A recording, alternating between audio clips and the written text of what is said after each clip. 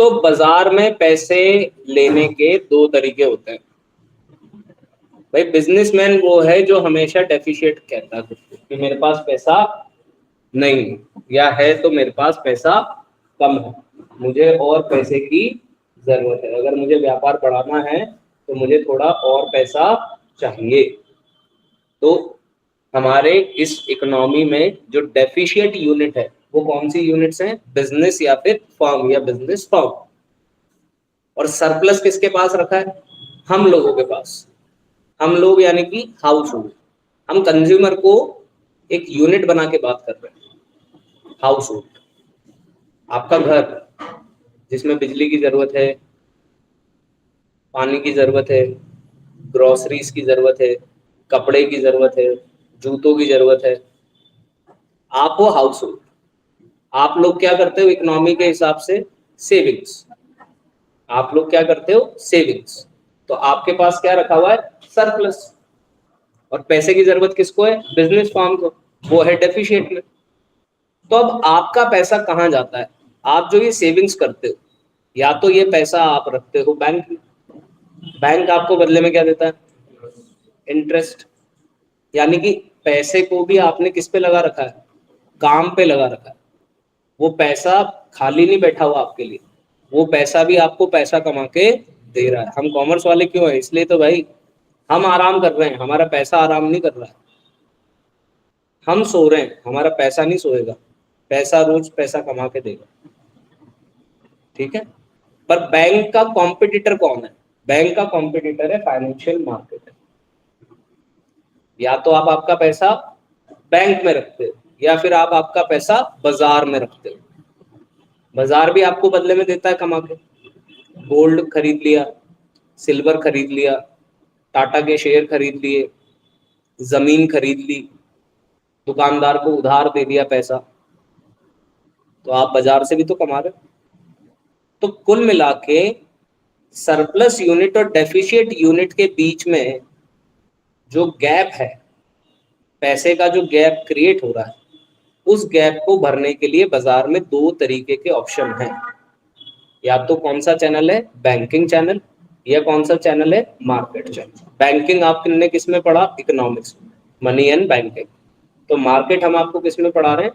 Business में। कुल मिला के बात तो फंड एलोकेशन की हो रही है। बैंक का फंडा भी यही है, गरीबों से पैसा इकट्ठा करो, अमीरों को लोन दो। मार्केट गरीब को सीधे कह रहा है कि भाई तू तेरा पैसा हमें दे दे, हम अमीर को दे देंगे, क्योंकि तेरे को इतनी समझ नहीं है, तू इससे पैसा नहीं बना पाएगा, ये बना के तेरे को पैसा दे देंगे। तो कुल मिला के बाजार में दो लोग हैं।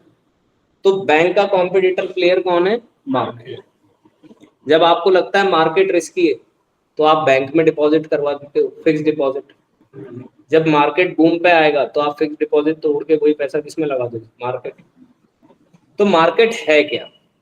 पहली बात तो ये क्लियर हो गई हमें कि मार्केट और बैंक दोनों ही एक दूसरे के क्या है? कॉम्पिटिटर।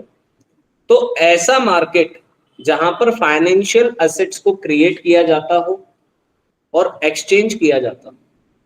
फाइनेंशियल एसेट्स का मतलब सिक्योरिटीज। सिक्योरिटीज मतलब equity shares, preference shares, foreign currency convertible bonds, exchange traded funds, mutual funds, options, futures, derivatives, commodities, किसी भी नाम से बाजार हो, फॉरेन एक्सचेंज, ये सब फाइनेंशियल एसेट्स है। और एक वर्ड अगर इन सब के लिए बोला जाए तो ये सब क्या है? सिक्योरिटीज। तो ऐसा बाजार जिसमें सिक्योरिटीज खरीदी जाए, बेची जाए, ऐसा बाजार जिसमें सिक्योरिटीज बनाई जाए, ऐसे बाजार को फाइनेंशियल मार्केट के नाम से जाना जाता है। किस नाम से बुलाते हैं? Financial market. तो ये फाइनेंशियल मार्केट क्या काम करता है सर? तो मार्केट सबसे पहला काम करता है सेविंग्स को मोबिलाइज करना शुरू करता है। जो सेविंग कहीं रखी हुई है उसको चलाना शुरू करता है। वो सेविंग्स कहाँ जाती है? वो चैनल में जाती है, और ये चैनल इन सेविंग्स को किस में कन्वर्ट कर देगा? इन्वेस्टमेंट्स में कन्वर्ट कर देगा। आपकी बचत इन्वेस्टमेंट बने, ये चाहते हैं। अगर आपकी अलमारी की तिजोरी में 50,000 रुपए आज रखे हुए हैं, तो क्या कल वो 60,000 हो जाएंगे?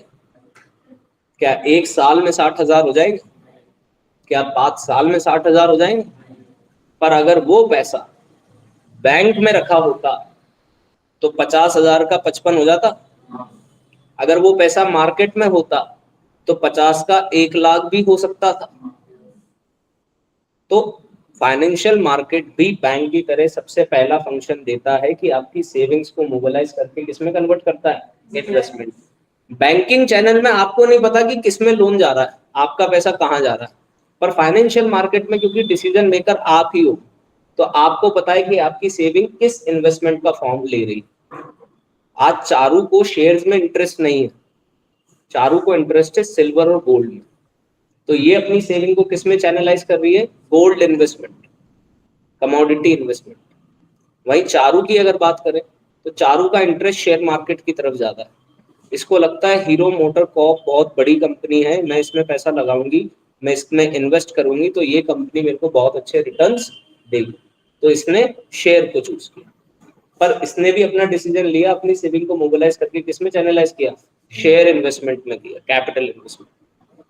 दूसरा, क्योंकि ये इसके नाम में बाजार है, मार्केट है, तो मार्केट का 11th क्लास में माइक्रो इकोनॉमी में आपने फंक्शन पढ़ा है प्राइस डिटर्मिनेशन, जिसको हमने लिखा है प्राइस डिस्कवरी। मैंने 11th का एक ग्राफ भी बनाया। ये जो डाउनवर्ड स्लोपिंग है ये है डिमांड, ये जो अपवर्ड स्लोपिंग है ये है सप्लाई, और जहां ये इंटरसेक्ट कर रहे हैं ये बन गई हमारी प्राइस। भाई मैं रिलायंस का शेयर 2200 पे बेचना चाहता हूँ, आप रिलायंस का शेयर 2200 पे खरीदना चाहते हो, तो आज शेयर बाजार कितने पे चलेगा? 2200 पे चलेगा। पर जैसे ही ये डिमांड बढ़ेगी और मार्केट में सप्लाई कम होगी तो कीमतें क्या करने लग जाएंगी? बढ़ने लग जाए। तीसरा, ये बाजार ऐसी फाइनेंशियल एसेट्स को, जिनको आप क्या बुलाते हो? सिक्योरिटीज, इनके लिए आपको क्या प्रोवाइड करता है? लिक्विडिटी प्रोवाइड करता है। लिक्विडिटी मतलब किसी भी चीज का कैश में कन्वर्ट होना। इसलिए जब आपको कार बेचनी है तो आप कहां जाते हो? कार बाजार। अगर आपको प्लॉट बेचना है तो आप किसके पास जाओगे? ब्रोकर्स। तो अगर आपको सिक्योरिटीज को एन कैश करना है तो आप कौन से बाजार में जाओगे? Financial market. क्योंकि यहाँ पर वो लोग हैं, वो बायर्स हैं जो आपकी फाइनेंशियल एसेट्स को खरीदना चाहते हैं। आप रोड पे खड़े थोड़ी होगे कि कोई है जो रिलायंस का शेयर खरीदना चाहता है, ऐसा नहीं हो सकता। इसलिए आपको आपकी एसेट्स को, इन सिक्योरिटीज को खरीदना है तो भी आपको कहाँ जाना पड़ेगा? मार्केट। और अगर आप इनको बेच के कैश कन्वर्ट करना चाहते हो तो भी आप कहाँ जाओगे? और आज के समय ये मार्केट आपके लिए कॉस्ट ऑफ ट्रांजेक्शन रिड्यूस कर देता है, क्योंकि आपको कोई भी डिसीजन लेने से पहले चाहिए डेटा कि मैं इसमें इन्वेस्ट करूं कि नहीं, मैं इसमें पैसा लगाऊं कि नहीं लगाऊं। अब ये चीज, ये इंफॉर्मेशन लेने के लिए आपको पैसा खर्च करना पड़ेगा, पर मार्केट आपको मैक्सिमम इंफॉर्मेशन प्रोवाइड करवाता है। आज मार्केट कितने पे खुला, कितने पे बंद हुआ, कितने पे हाई गया, कितना लो लगा, ये सारी जानकारी बाजार आपको देता है। तो आपका कॉस्ट ऑफ ट्रांजेक्शन क्या हो जाता है? कम। तो मार्केट के कितने फंक्शन पढ़े अभी हमने? 4। सबसे पहला, सेविंग्स को मोबिलाइज करके इन्वेस्टमेंट में चैनलाइज करना। सबसे पहला, सेविंग्स को मोबिलाइज करके इन्वेस्टमेंट में चैनलाइज करना। दूसरा, प्राइस डिस्कवरी करके देना। कैसे? मार्केट फोर्सेस से। कौन है market forces? Demand force, supply. जहां मीट करेगी वो प्राइस करेगी। मार्केट में क्या देगा ये हमें फंक्शन? लिक्विडिटी। हम जो भी एसेट कैश कन्वर्ट करना चाहें, मार्केट हमें ये लिक्विडिटी देता है। आज अगर कोटा में कार खरीदने वाले नहीं होंगे तो क्या कोटा में कार बेच पाओगे? पर क्या कोई ऐसा शहर है जहां पे कोई कार खरीदने वाला ही ना हो? अगर इस शहर में कोई मकान खरीदने वाला ही नहीं बचा तो मकानों की कीमत बढ़ेगी कि कम हो जाएंगी? ऑब्वियसली बात। और आखिरी, मार्केट आपको इंफॉर्मेशन देता है जिसके बेसिस पे आपकी ट्रांजेक्शन कॉस्ट क्या हो जाती है? कम हो जाती। तो मार्केट को कितने टाइप्स में बांटा गया? मार्केट को 2 टाइप्स में बांटा गया। एक मार्केट होता है जिसको मनी मार्केट बुलाते हैं, जो आप और मैं नहीं कर सकते क्योंकि इसमें बतेरा पैसा चाहिए। एक मार्केट है दूसरा जिसको कैपिटल मार्केट, इसको दो नामों में और बांटा गया है, प्राइमरी और सेकेंडरी। तो फाइनेंशियल मार्केट कितने टाइप का है? दो टाइप का। पहला मनी मार्केट, दूसरा कैपिटल मार्केट। पहला मनी, दूसरा, और कैपिटल मार्केट को भी दो पार्ट्स में बांटा गया है, प्राइमरी मार्केट और सेकेंडरी। तो सबसे पहले बात करते हैं मनी मार्केट। मनी मार्केट में हम जाते हैं वर्किंग कैपिटल खोजने। वर्किंग कैपिटल का मतलब current asset minus current liability, जो पैसा हमें रेगुलर खर्चे के लिए चाहिए, जिससे हमारे बिजनेस ऑपरेशंस होंगे। मुझे ये कोचिंग चलानी है तो मुझे हर महीने मेरे स्टाफ की सैलरी देनी है, मुझे हर महीने इलेक्ट्रिसिटी का बिल देना है, मुझे पानी के कैंपर का पैसा देना है, हाउस कीपिंग स्टाफ जो है या कोचिंग क्लीनिंग स्टाफ है उसको पैसा देना है, स्टडी मटेरियल प्रिंट करने का खर्चा उठाना है, और भी जो मिसलिनियस है। पर यही चीज, मेरी तो एक जरा सी बिल्डिंग, मेरी इंडिया में 100 दुकानें हैं, तो मुझे कितना पैसा चाहिए? Reliance HCL, Hindustan Computer Limited, 50,000 employ है, 50,000 एम्प्लॉय को हर महीने सैलरी जाती है।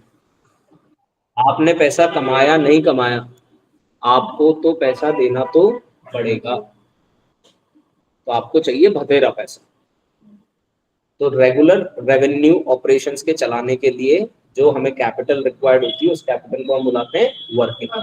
पर एक बार मैंने असेट सेटअप करी, फिक्स्ड असेट, वो पैसा एक ही बार लगा। जेरोक्स की मशीन में 5 साल पहले लाया था, अभी तक चल रही है, वो है मेरी फिक्स्ड कैपिटल, वो है मेरी फिक्स्ड कैपिटल। बिल्डिंग मेरी फिक्स्ड कैपिटल, मशीनरी मेरी फिक्स्ड कैपिटल। ये जो मैं पैसा उधार ले रहा हूँ वर्किंग कैपिटल के लिए, ये है शॉर्ट टर्म। ये पैसा मैं 1 साल तक के लिए उधार लेना चाह रहा हूँ। 365वें दिन, ऑन द डे 365th, मैं ये पैसा लौटा दूँ। 1 साल से ऊपर ये ट्रांजेक्शन नहीं जाएगा। आपने अकाउंट्स में वर्ड पढ़े होंगे, bills payable, bills receivable, debtors, creditors, short term borrowing, short term loans and advance. ये सब क्या है? मनी मार्केट की तरह तो है, 1 साल में आप हिसाब किताब करके खत्म कर दो। इसकी कोई ज्योग्राफिकल एरिया नहीं, कोई प्लेस नहीं है। आप ऐसे बोलो कि गुमानपुरा चल जाना, गुमानपुरा में मनी मार्केट मिल जाएगा। सब्जी मंडी कहाँ लगती है? संतोषी नगर, नयापुरा, एरोड्राम। क्लॉथ मार्केट कहाँ है? इंदिरा मार्केट, गुमानपुरा, है ना। चौपाटी कहाँ है? छावनी। छावनी ज्योग्राफिकल एरिया है आपके पास, पर इसका कोई ज्योग्राफिकल एरिया नहीं। तो ये फिर ये बाजार है, पर जमीन पे नहीं है, हरी राम। ये बाजार है, ये बाजार है, ये बाजार है। कॉल फोन पे हो जाएगा बाजार, फोन पे बातचीत हो रही है।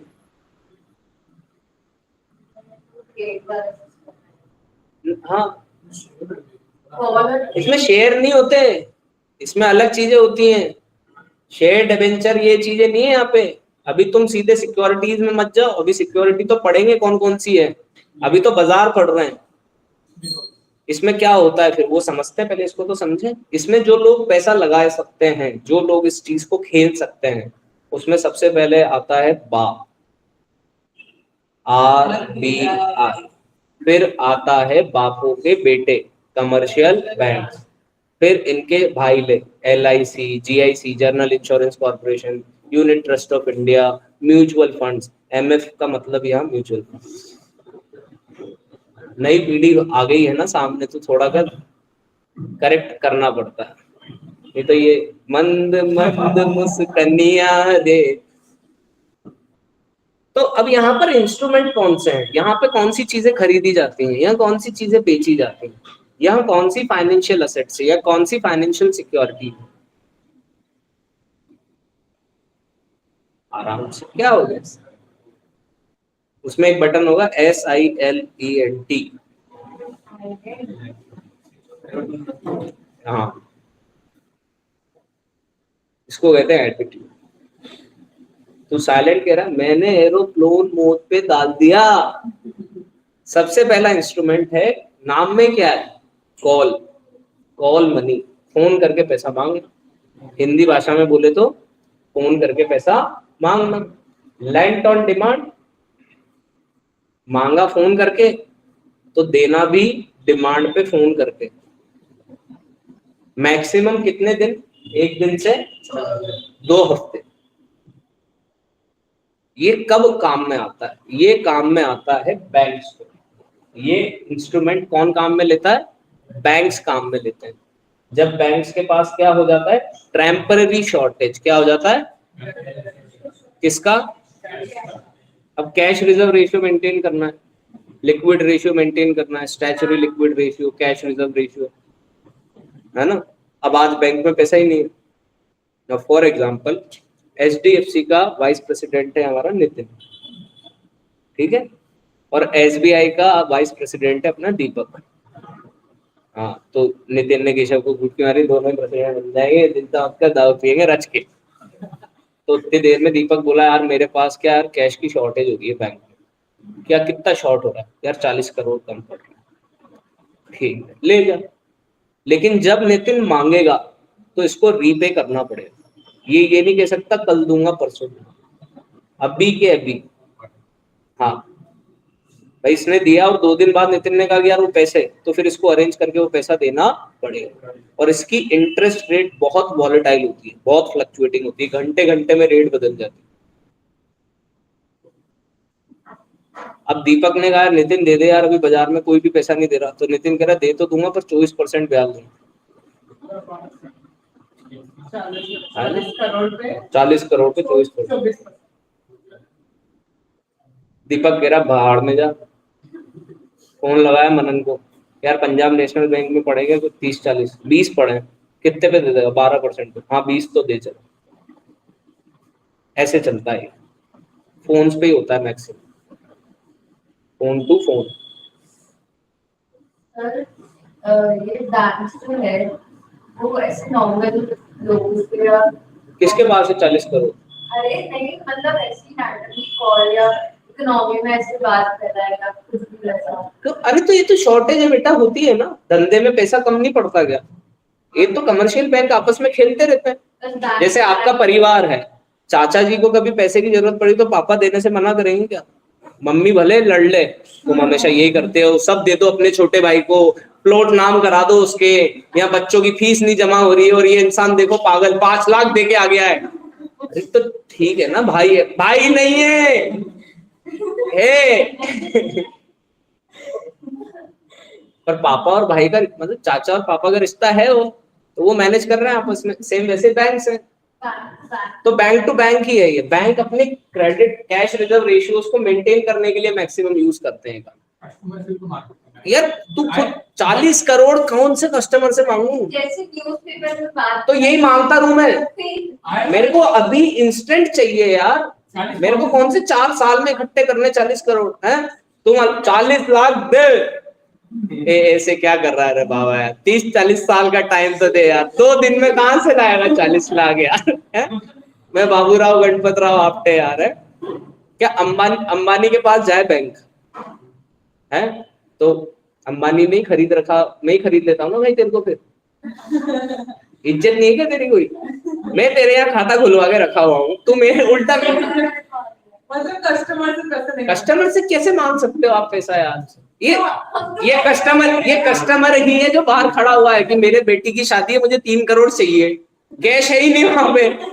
उस कस्टमर को भैया हमें क्या है, हमने ना अभी बंदिश, ओए भैया को कैश देना। कौन कौन है यहाँ पे? सब 10-10 लाख निकालो फटाफट चलो। अंकल जी देखो अभी आप ऑपरेशन बाद में कराना, अभी इनकी शादी है पहले बैंक की पहली कंडीशन क्या है? बैंक कस्टमर को पैसे निकालने से मना, इसलिए तो CRR मेंटेन करता है।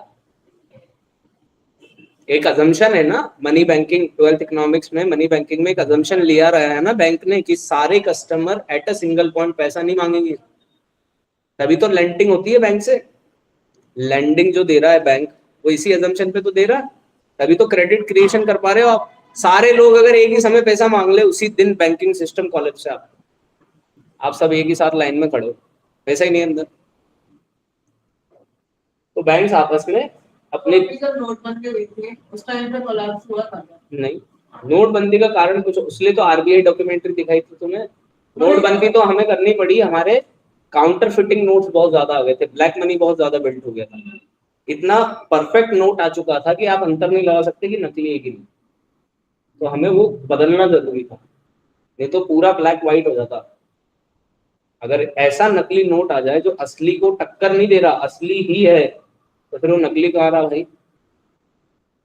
यहाँ पर जो इंटरेस्ट रेट चलती है, जो इंटरेस्ट पे करते हैं, उसको बुलाते हैं कॉल रेट। ये बहुत हाईली वॉलेटाइल होती है और इसका बाकी सिक्योरिटीज के साथ रिश्ता इनवर्स होता है, उल्टा। बाकी चीजें सस्ती होंगी तो कॉल रेट महंगी, कॉल रेट सस्ती होंगी तो बाकी चीजें महंगी। क्यों कोई बैंक कॉल मनी यूज करेगा? क्योंकि बाजार में उसको बाकी जगह से पैसा महंगा पड़ रहा है, इसलिए वो कॉल मनी मांग रहा है। अगर बाकी जगह से सस्ता जुगाड़ हो रहा है पैसे का, तो फिर कॉल मनी क्यों करेगा? नहीं करेगा। और मैक्सिमम काम किस पे होता है? टेलीफोनिकली होता है। अब आते हैं दूसरे पे, जिसका नाम है टी बिल्स। ये चाय के बिल नहीं है, इनका नाम है ट्रेजरी बिल्स। ट्रेजरी शब्द जुड़ता है गवर्नमेंट ऑफ इंडिया से, क्योंकि गवर्नमेंट ऑफ इंडिया के पास है ट्रेजरी, जहां पर गवर्नमेंट ऑफ इंडिया का है ट्रेजर। और आपने पढ़ा है गवर्नमेंट बजट, तो जब जब बजट डेफिशिएट घुसता है तो सरकार को पैसा तो चाहिए, खर्चा तो चलाना है भाई। आज आपने, आपका घर है, आपने, आपकी कमाई है 40,000, आपका खर्चा है 50,000, तो 10,000 खर्चा तो करना है। तो आप 10,000 कहाँ से लाओगे? लोन लेके। आपके पास तो ये ऑप्शन है, सरकार के पास और भी ऑप्शन। आप ये थोड़ी सोचते हो कि 10,000 और चाहिए, लेकर आकर टीवी बेच दे। अबे टीवी भी तो देखनी है, हट, फ्रिज बेच दे। चीजें थोड़ी बेचने लग जाते हो आप, सरकार तो बेच सकती है। इसका दूसरा नाम है जीरो कूपन बॉन्ड। तो सरकार रखती है आरबीआई के कंधे पे बंदूक, और आरबीआई को कहती है क्या इशू कर? Treasury bill. तो इसको इशू कौन करेगा? आरबीआई। किसके बिहाफ पे? ये 25,000 के मल्टीपल पे चलेगा। जलेबी नहीं भैया, पावर देना। 25,000 या फिर 50,000 या फिर 75,000 या फिर 1,00,000, इस तरीके से। और ये जो आरबीआई इशू कर रही है, ये सबको इशू कर रही है, आप भी खरीद सकते हैं, कोई दिक्कत नहीं। कम से कम कितने दिन का होता है और मैक्स टू मैक्स कितने दिन का है? 365 क्यों नहीं? क्योंकि 365 डे पर तो आपको पैसा मिल जाएगा वापस। अगर 365 डेज तक की लिमिट हो गई तो पेमेंट मिलेगा 366 पर, तो फिर वो अप टू 1 ईयर का कंडीशन कहाँ रहा? वो तो 1 ईयर के बाहर चला गया। इसलिए मैक्सिमम टाइम लिमिट 364, 365 पे तो पेमेंट हो जाए। तो इसमें लोग इन्वेस्ट क्यों कर रहे हैं? क्योंकि यहाँ पर जो यील्ड कमाओगे, जो इनकम कमाओगे, वो है इशू और रिडम्पशन का डिफरेंस। इशू होंगे डिस्काउंट पर और रिडीम यानी रीपेमेंट होंगे पार पर। 25,000 का ट्रेजरी बिल है, सरकार 20,000 में दे रही है 3 महीने के लिए। आपको सरकार को कितने रुपए देने? 20,000। ट्रेजरी बिल कितने का है? 25,000। 25,000 की चीज सरकार आपको कह रही है कितने में खरीद लो? 20,000 में। और 3 महीने बाद जब आपको पैसा देंगे तो कितना लौटा देंगे? 25,000 लौटा देंगे। तो आपने लगाए कितने? 20, और आपको मिले कितने? तो आपने कितने कमा लिए? इस तरीके से यहाँ पर इनकम जनरेट होती है। तो अगर आपके मन में विचार है कि क्यों लोग ट्रेजरी बिल में पैसा लगाते हैं, इसलिए लगाते हैं क्योंकि इशू तो होते हैं डिस्काउंट, पर जब रिडीम होंगे, रीपेमेंट होगा, तो रीपेमेंट में आपको पार वैल्यू मिलेगी। 25 की चीज गवर्नमेंट कह रही है 22 में ले जाओ 2 महीने के लिए। 2 महीने बाद आओगे तो कितने दे देंगे? 25। तो 2 महीने में आपने कितने कमा लिए? 3,000 कमा लिए। तो ये मनी मार्केट का दूसरा इंस्ट्रूमेंट, जिसका नाम क्या है? ट्रेजरी। लोग इसमें पैसा क्यों लगाएंगे? क्योंकि ये सबसे सिक्योर है। खुद कौन इशू कर रहा है और किसके बिहाफ पे इशू कर रहा है? गवर्नमेंट ऑफ इंडिया के बिहाफ पे इशू कर रहा है। समझ में आई बात? 30 नेगोशिएबल इंस्ट्रूमेंट है, फ्रीली ट्रांसफरेबल। ये चीज अलग से क्यों लिखी? ये चीज यहाँ क्यों नहीं लिखी आपने? ये चीज मैंने यहाँ इसलिए लिखी क्योंकि आपको इस शब्द का मतलब भी जानना जरूरी है। भाई फ्रीली ट्रांसफरेबल का मतलब तो समझ में आ गया। अगर ये चीज मनन ने खरीदी तो मनन किसी और को बेच सकता है। मनन ने 25,000 का ट्रेजरी बिल 22,000 में खरीदा, पर आज मनन को पैसे की जरूरत पड़ गई। तो मनन ने चारू को बोला, यार ये ट्रेजरी बिल खरीद ले यार मेरे से यार। बोले कितने में बेच रहा? बोले 23,000 में बेच रहा हूँ यार। 1000 ये भी तो कमाने की इच्छा रखेगा। चारू कह रही है, भग भग 20 में दे रहा हो तो बात कर।